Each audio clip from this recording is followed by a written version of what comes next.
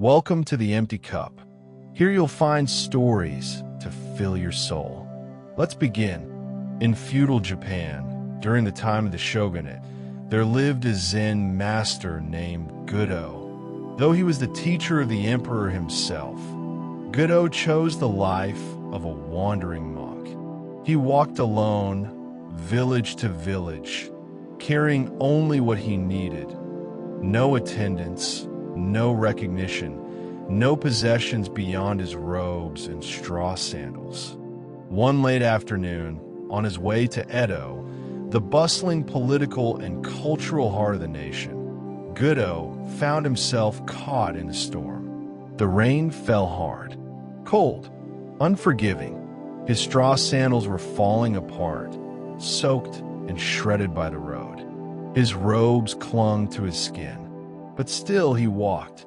As the sun began to fall behind the hills, he reached a small village called Takanaka. At the edge of town, he saw a farmhouse. In the window, several pairs of dry sandals, a sign of welcome, a sliver of relief. The woman of the house greeted him, a stranger, soaked and silent. She sold him sandals, but more than that, she offered warmth, shelter, a place to stay for the night. Inside the home, Gudo noticed something deeper than the rain. A heaviness hung over the family, a sadness that lived in the silence between glances. Children quiet, the grandmother withdrawn, the wife doing her best to keep it all from falling apart. The pain didn't need to be spoken. It was visible in every movement. The husband, a gambler, a drinker. When he won, he spent it on drink and returned home wild with anger. When he lost, he borrowed more, digging the family deeper into debt. Sometimes, he didn't come home at all. This was not a home. It was a battlefield wearing the mask of a house. But Gudo did not preach. He did not offer advice or correction. Instead, he gave the woman money and asked her to prepare a fine meal and some good wine. Then, as the family retreated for the night, Gudo sat before their small shrine and meditated in silence. Hours passed. Just after midnight, the front door slammed open. The man of the house stumbled in, drunk, loud, demanding food. He was ready for the usual chaos. But this night, something was different. There was warmth, a meal, a stranger sitting calmly on the floor. Too drunk to ask questions, the man ate, drank, and collapsed beside the monk. Gudo remained in meditation, undisturbed by the storm outside, or the one that had just walked in. By morning, the man awoke, groggy and confused. The stranger was still there, still meditating, still silent. Only then did the man realize who he was looking at, the teacher of the emperor.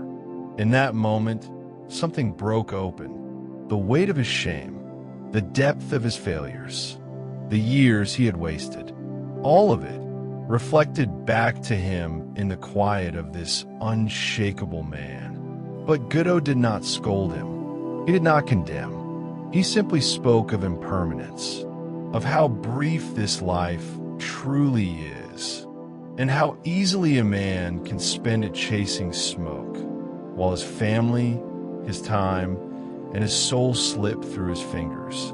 That was the moment the man woke up, truly woke up, not with words, not with punishment, but with presence.